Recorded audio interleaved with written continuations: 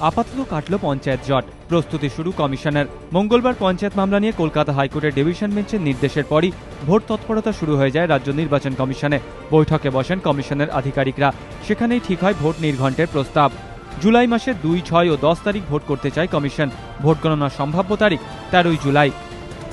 ভোটের সম্ভাব্য তারিখের পর ঠিক হয় ভোটের 3 পর্যায়ের জেলা বিন্যাসও। প্রথম দফায় ভোট কোচবিহার, জলপাইগুড়ি, উত্তর দিনাজপুর, দক্ষিণ দিনাজপুর, মালদা, মুর্শিদাবাদ ও বীরভূমে। দ্বিতীয় দফায় উত্তর ও দক্ষিণ 24 পরগনা, পূর্ব মেদিনীপুর, নদিয়া ও হুগলিতে। এবং তৃতীয় দফায় হাওড়া, পশ্চিম মেদিনীপুর, বাঁকুড়া, পুরুলিয়া ও বর্ধমানে। মহাকরণ সূত্রে খবর, দার্জিলিং থেকে ফেরার পর বৃহস্পতিবার সকালে পঞ্চায়েত সচিব ও আধিকারিকদের নিয়ে মহাকরণে বৈঠক করবেন মুখ্য সচিব। সেখানে ভোটের দিনক্ষণ, জেলা বিন্যাস ও ভোটের প্রস্তুতি ঠিক হবে। তারপর মুখ্য সচিব পঞ্চায়েত সচিবকে নিয়ে যাবেন কমিশনের কাছে। সেখানে ভোটের দিনক্ষণ নিয়ে প্রস্তাব দেবে রাজ্য।